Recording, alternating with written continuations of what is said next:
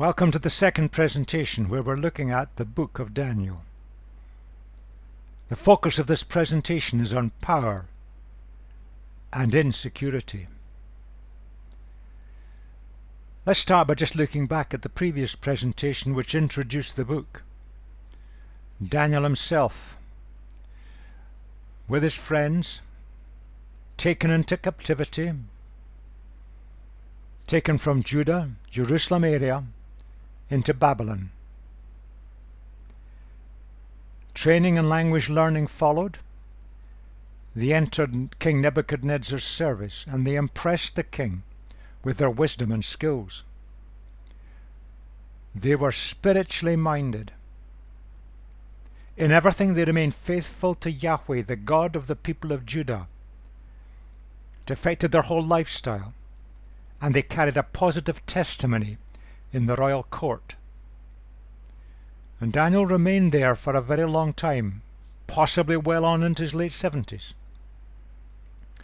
Through the fall of the Babylonian Empire in 539. But God had given Daniel great gifts in interpreting dreams and visions. And later in his life he also received visions directly himself.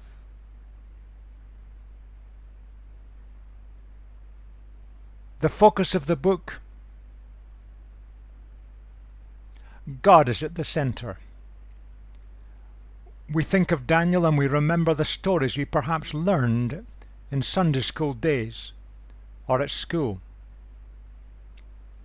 We've lost the focus in the book as a whole by just looking at these stories. God is at the center. The book focuses on the God who made the universe and how he's working out his purposes in that part of the world. I've attempted to summarize the central message of the book. The picture underpinning it is this: God is in control. God will see his people through, and God's ways will win the victory. Not by violence, not by brutality, but by God's gracious and gentle intervention and support in the affairs of humanity. The problem was the people of God were under the heel of the Babylonian Empire. And Daniel and his friends, they were living at the very focus point of that empire. And it was a foreign and unsympathetic culture. The empire would be overrun, and there would be a series of successive empires, each overtaking the others.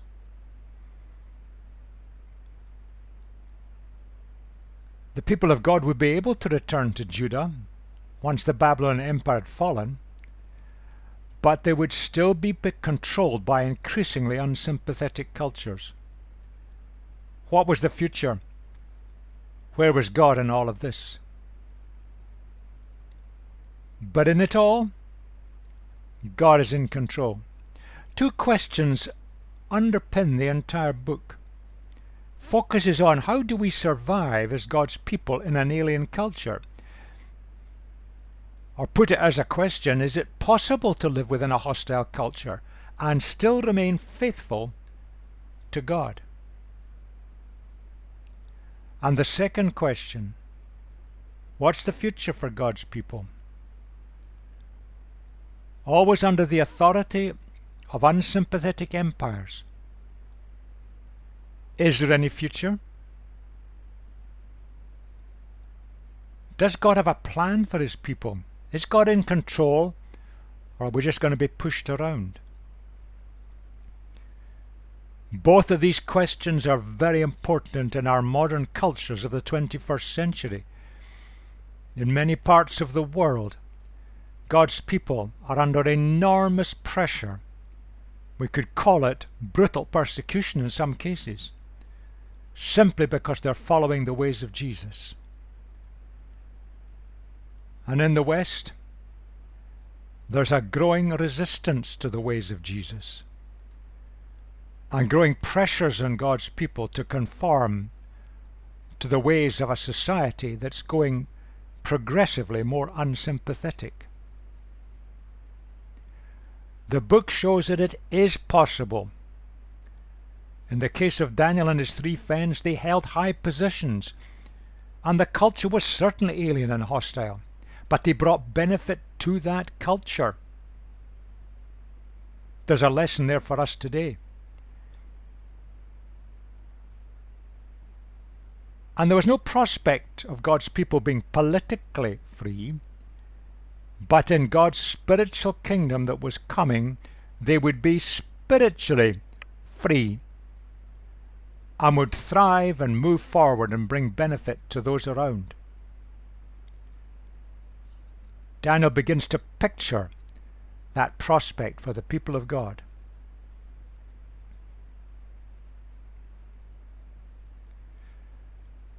We can analyze the book in all kinds of ways, but the first 6 chapters show stories, and they illustrate, despite all the opposition and all the problems, God's still in control. He can protect his people. He can allow them to prosper, even when everything is stacked against them. And the next 6 chapters, built very much around apocalyptic imagery, visions, and events. And we'll look at that word apocalypse and the way it's so often misunderstood when we come to these chapters. But God's people in captivity, they were going to move to a new level of liberation, spiritual liberation. God was going to move things forward. The victory is God's through his people. And those who run empires and work on brutality and violence, they will not win. But we have to look at the book as a whole, not just pick out a few stories, but see the book as a whole, because it builds a picture and it builds a revelation and an insight, which is so important as it was then for Daniel and his friends, but is just as important for the people of God in the 21st century.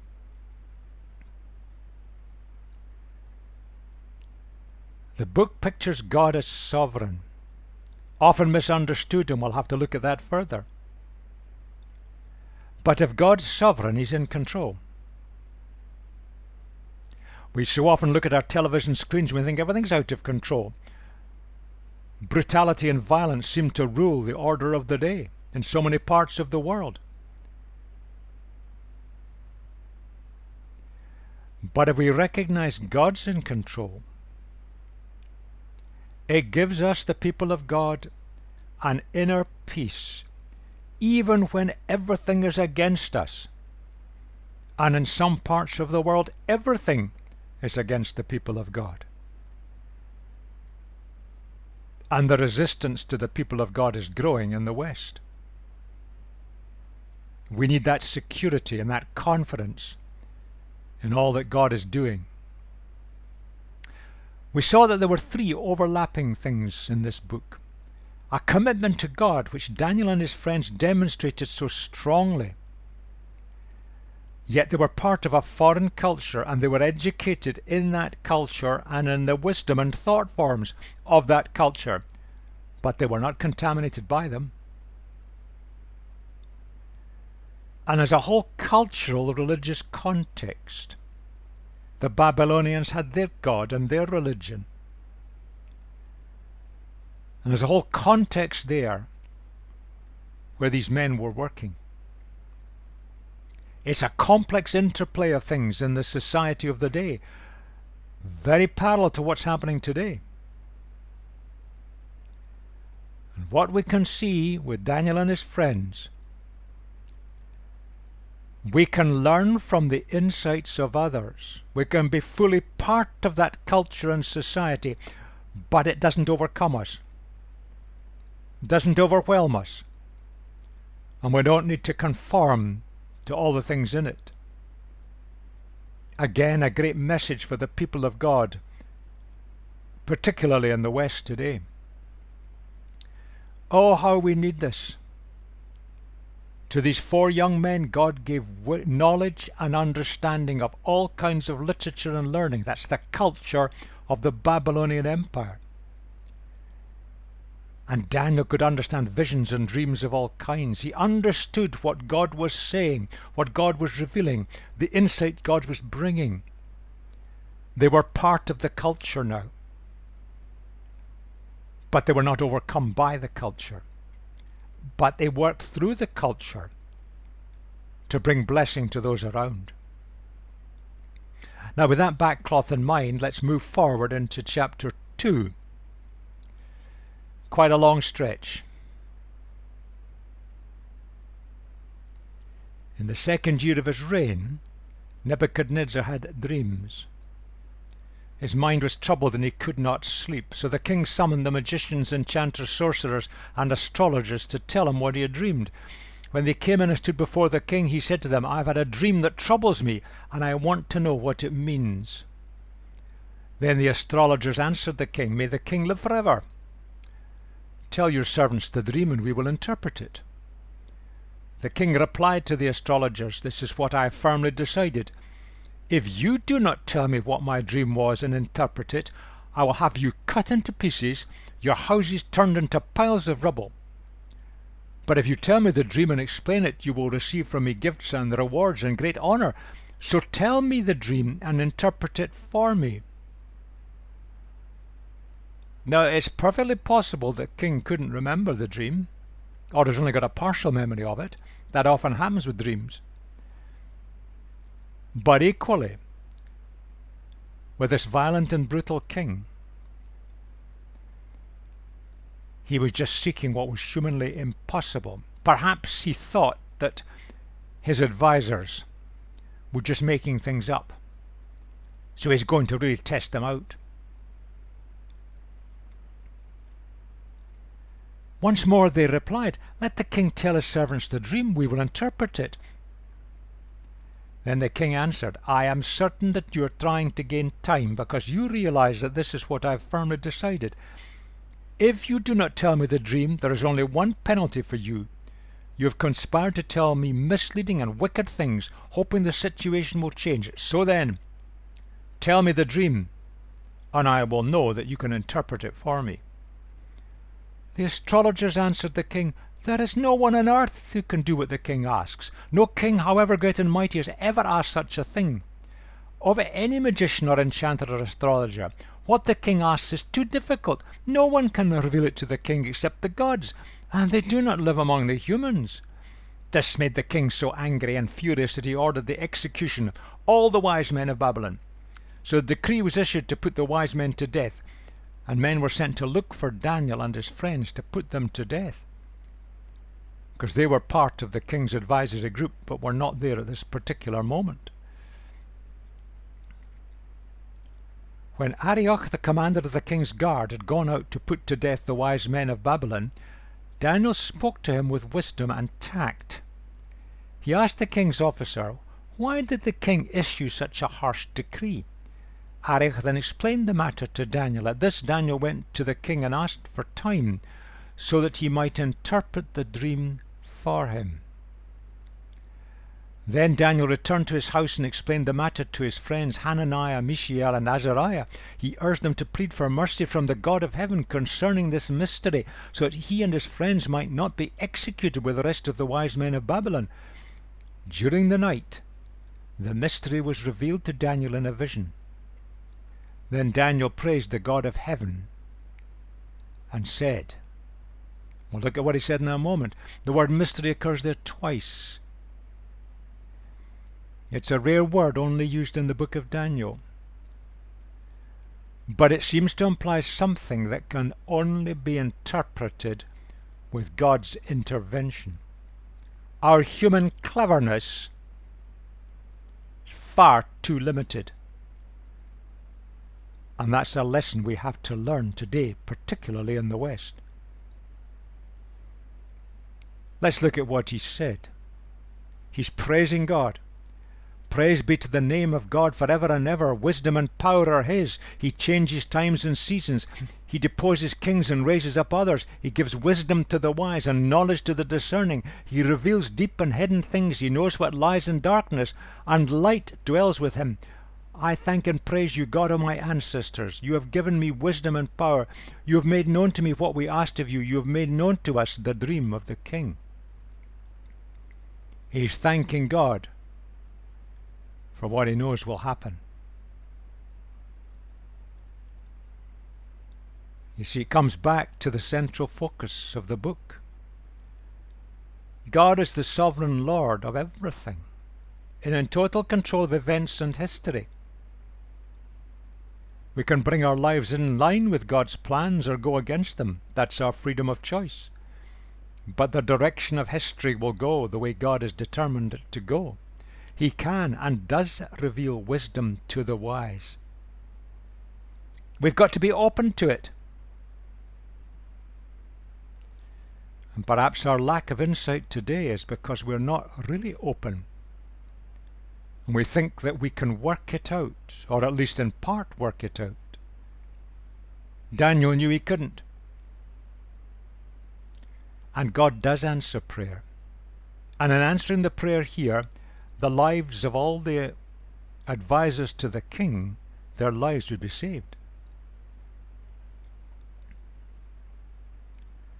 Then Daniel went to Arioch, whom the king had appointed to execute the wise men of Babylon. And I said to him, do not execute the wise men of Babylon. Take me to the king, and I will interpret his dream for him. Arioch took Daniel to the king at once and said, I have found a man among the exiles from Judah who can tell the king what his dream means. The king asked Daniel, his Babylonian name was Belteshazzar, are you able to tell me what I saw in my dream and interpret it? Daniel replied, no wise man, enchanter, magician, or diviner can explain to the king the mystery he is asked about. But there is a God in heaven who reveals mysteries. He has shown King Nebuchadnezzar what will happen in days to come. Your dream and the visions that passed through your mind as you were lying in your bed are these. As your majesty was lying there, your mind turned to things to come, and the revealer of mysteries showed you what was going to happen. As for me, this mystery has been revealed to me, not because I have greater wisdom than anybody else alive, but so that your majesty may know the interpretation, and you may understand what went through your mind. Your majesty looked, and there before you stood a large statue, an enormous, dazzling statue, awesome in appearance. The head of the statue is made of pure gold, its chest and arms of silver, its belly and thighs of bronze, its legs of iron, its feet partly of iron and partly of baked clay. While you were watching, a rock was cut out, but not by human hands. It struck the statue on its feet of iron and clay, and smashed them. Then the iron, the clay, the bronze, the silver, and the gold were all broken to pieces and became like chaff on a threshing floor in the summer. The wind swept them away without leaving a trace, but the rock that struck the statue became a huge mountain and filled the whole earth. The word occurs again. And Daniel has emphasized it's not his cleverness. Only God could show this. And God has revealed what the dream actually was, and as we'll see in a moment, what it means. This was the dream, and now we will interpret it to the king. Your majesty, you are the King of Kings. The God of heaven has given you dominion and power and might in you and glory. In your hands he has placed all mankind, and the beasts of the field and the birds in the sky. Wherever they live, he has made you ruler over them all. You are that head of gold. The Babylonian Empire ruled everything in the entire area.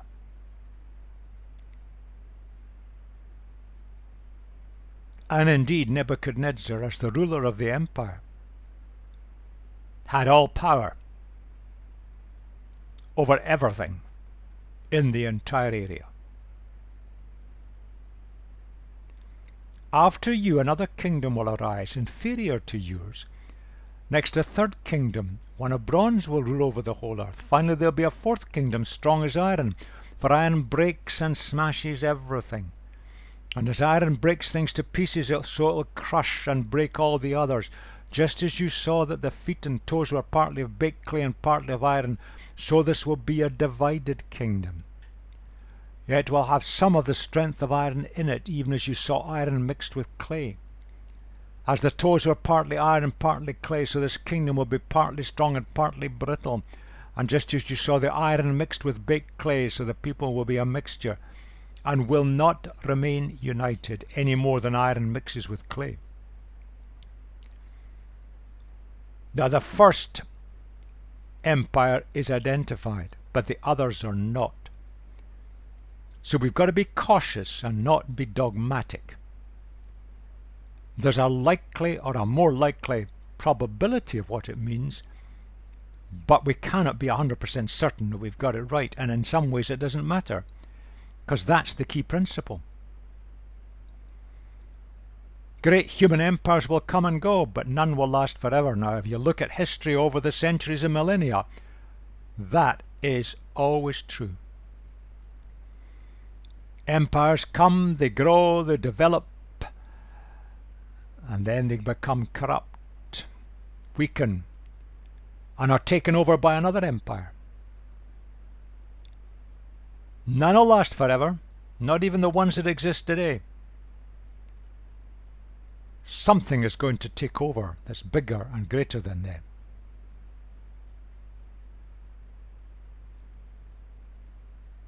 How important that is.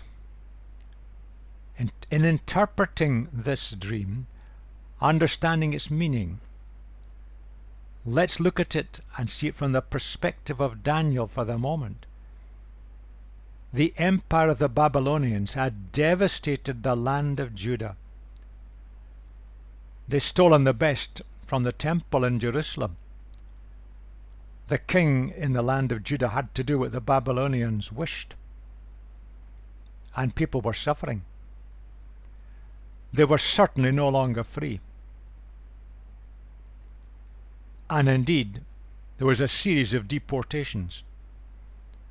One of the earlier ones was the one where Daniel and his friends had been taken and deported to the Babylon area. Whatever else is true, Nebuchadnezzar had been an incredibly successful army commander. He worked under his father, the previous ruler, and he was incredibly successful in what he did. He'd expanded the Babylonian Empire enormously. It now ruled everything right from Egypt, all over the Middle Eastern area. All the key centers of power were under his control. Its influence was simply enormous. But the man himself, as we shall see, was insecure. How often this happens. People who have been incredibly successful, often by brute violence, inwardly are continually looking over their shoulder, fearful, uncertain, unsure.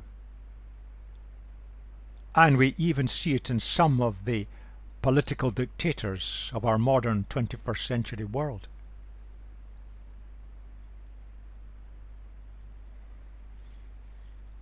You can see things from two perspectives. Is it a vase or is it two faces?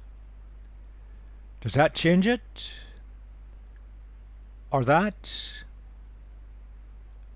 Or even that? There are two perspectives in all of this. The people of God, overrun, no longer free. And we saw from the other prophetic books, Isaiah, Jeremiah, and Ezekiel, they brought it on themselves. And in a short period of time, Nebuchadnezzar was going to wipe them out completely, flatten Jerusalem, burn it to the ground, destroy the temple. And God's people will be scattered throughout the empire. Some would flee, some would be deported into the Babylon area. But the Babylonian Empire, the other perspective, by any description or definition, had been incredibly successful. It had taken control of much of the Middle East, and it had developed a very rich culture and building programs in its area. But it was violent, brutal, but highly organized. Nebuchadnezzar was the head of that empire. We've got the people of God, one perspective, the empire the other, but Nebuchadnezzar was the leader of that empire at this moment in time. He'd been successful, he'd taken control, he was violent and brutal, yes, but he was inwardly insecure.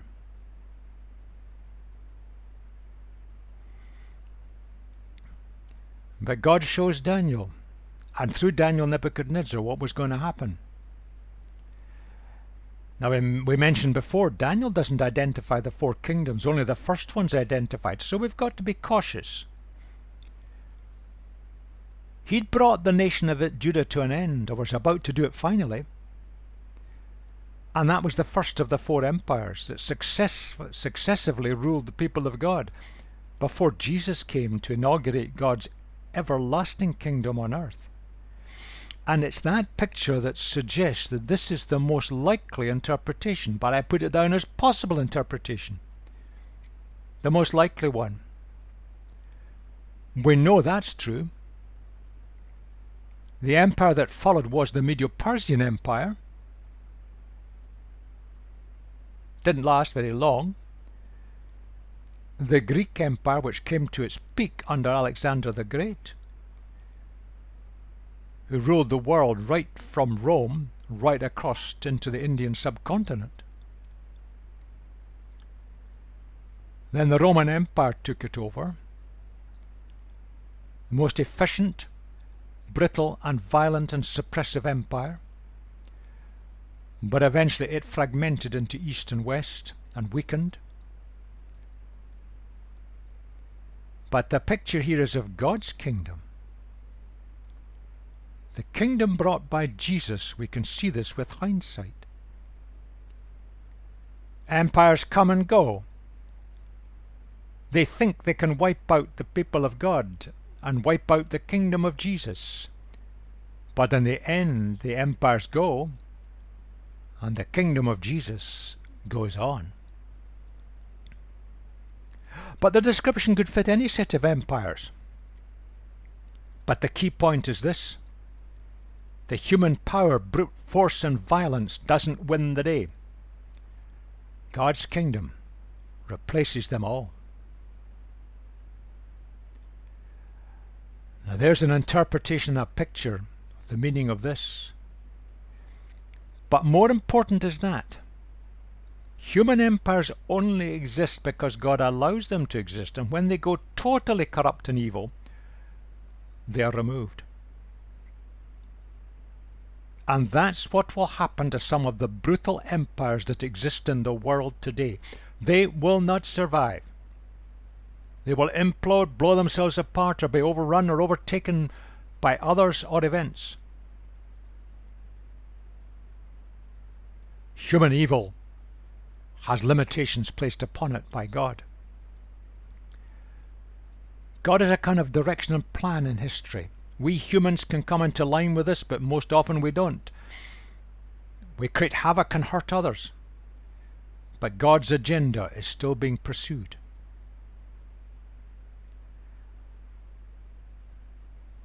And the point that Nebuchadnezzar would have got, all his abilities and brute violence and force and all the rest, wouldn't win him the victories. Didn't happen by chance either, and it certainly didn't happen by astrological events, because remember, he had astrologers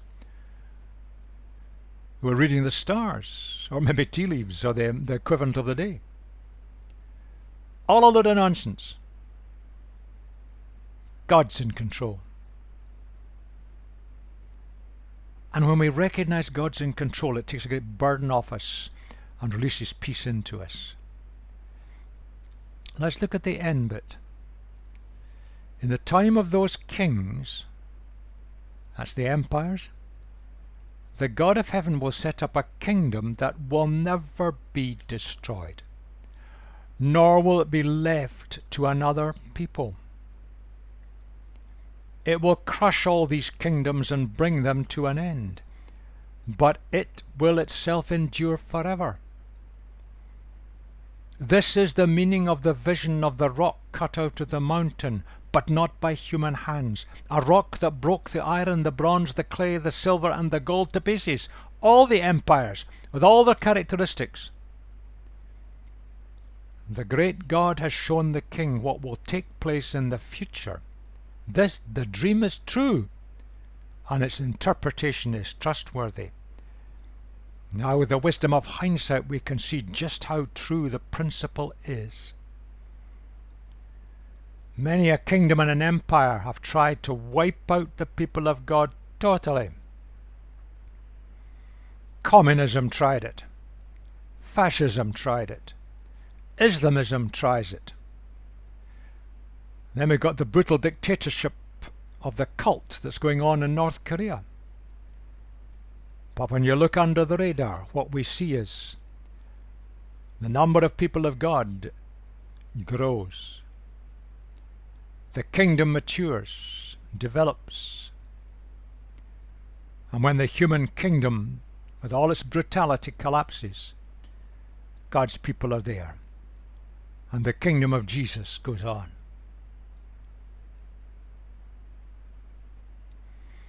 That's our world.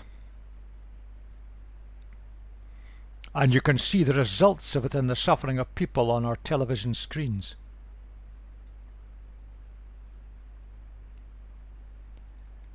That's what seems to be true, but it's an illusion. In the long run, it never wins.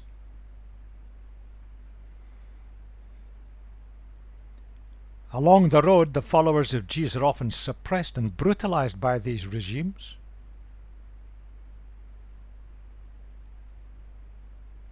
Not covered by our media, but it's happening today in many of the lands throughout the world where there are dictatorial regimes.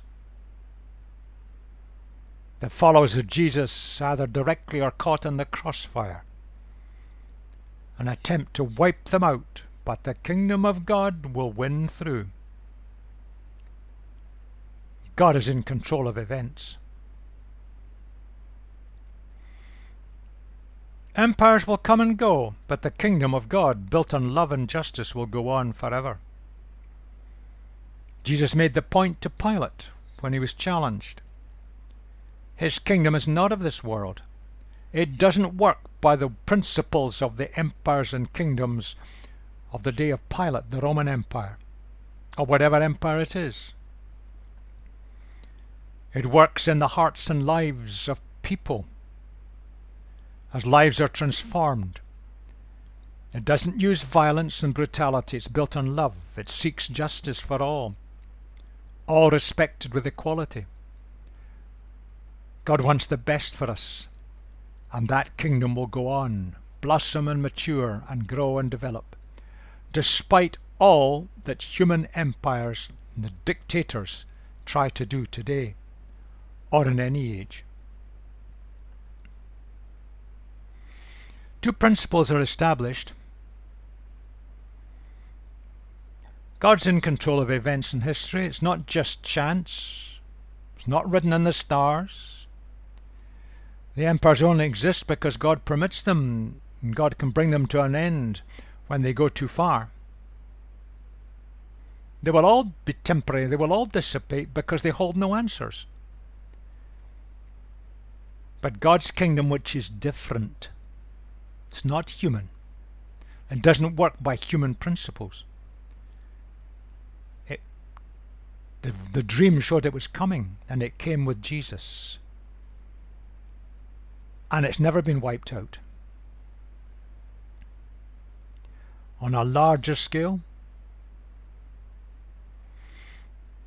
that's the answer. We weep with sadness when we see the brutality and violence that's going on throughout the world. It has always been so.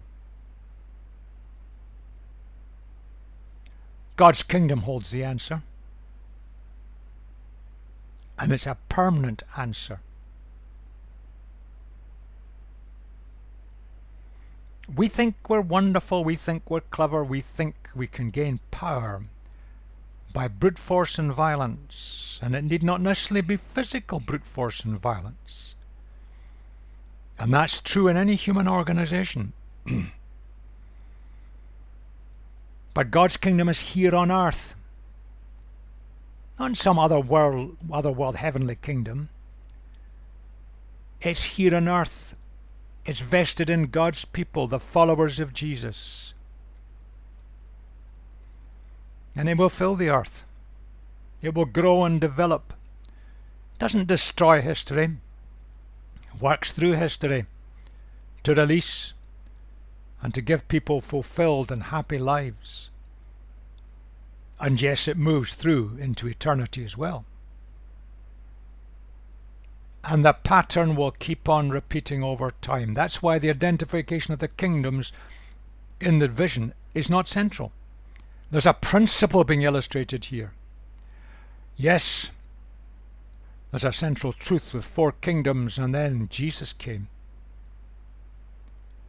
But the principle will keep on repeating itself. Human empires and all the power that we think we've got will come crashing down. But God's kingdom will keep on growing.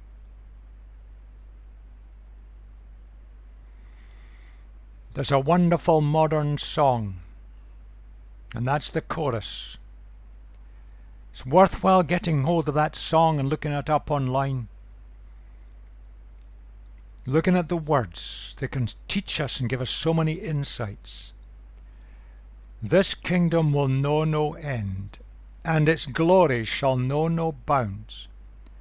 For the majesty and power of this kingdom's king has come. That's Jesus. This kingdom's reign and this kingdom's rule and this kingdom's power and authority. Jesus. Because in Jesus, God has revealed His righteousness. His way, His perfect way, seen in Jesus, and this kingdom will know no end. A remarkable and wonderful insight given to the author of this song.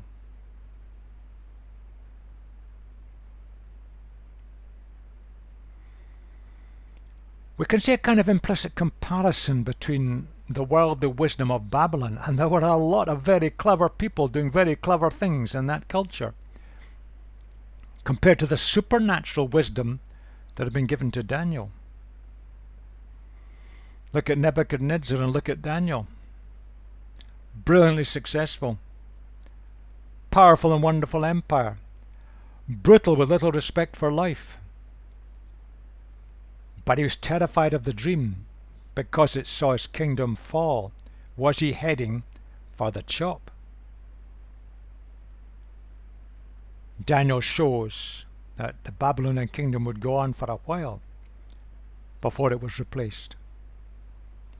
Where Daniel, by comparison, was shrewd before Arioch. He said things, the right things, in the right way. He was bold and confident before the king.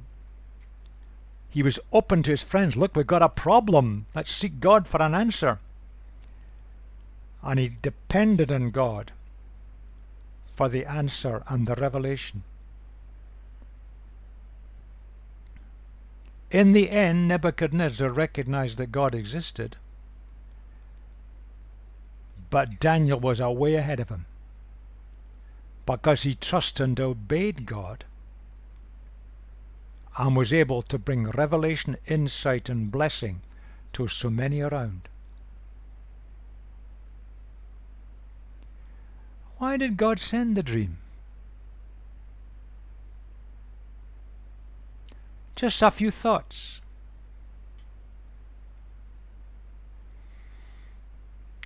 If you like Nebuchadnezzar, watch it.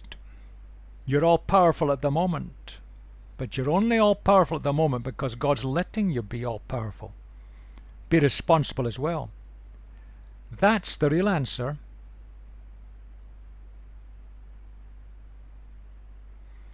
But it also gave a comfort and direction to the 4 men from Judah.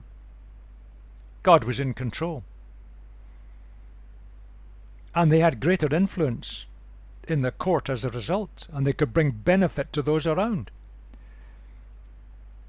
Nebuchadnezzar, certainly the penny dropped.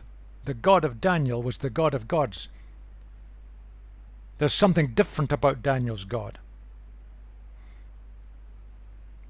But it confirmed to Daniel and his friends, you can work positively within a doomed human political system. And again, there's a great message here for God's people who have ended up in positions of influence and power in cultures that are highly unsympathetic, including many Western cultures. Bringing it together, 3 key points. Kingdoms come and kingdoms go, but only as God permits.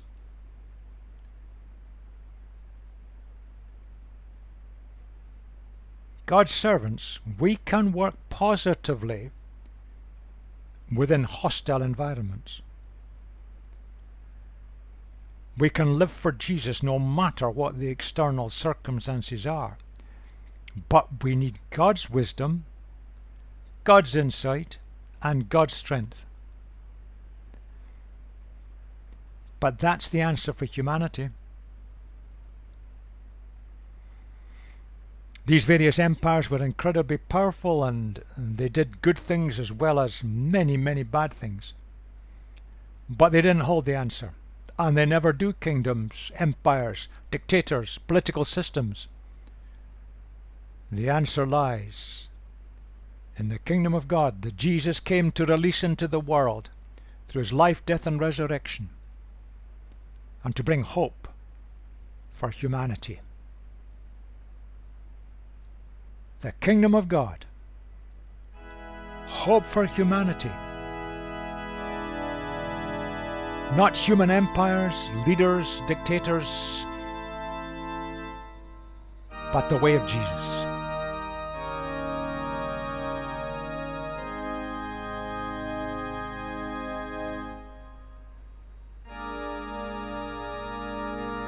In the next presentation, we're going to look further at this man, this powerful ruler of Babylonian Empire. Many strange sides to him, the enigma of Nebuchadnezzar.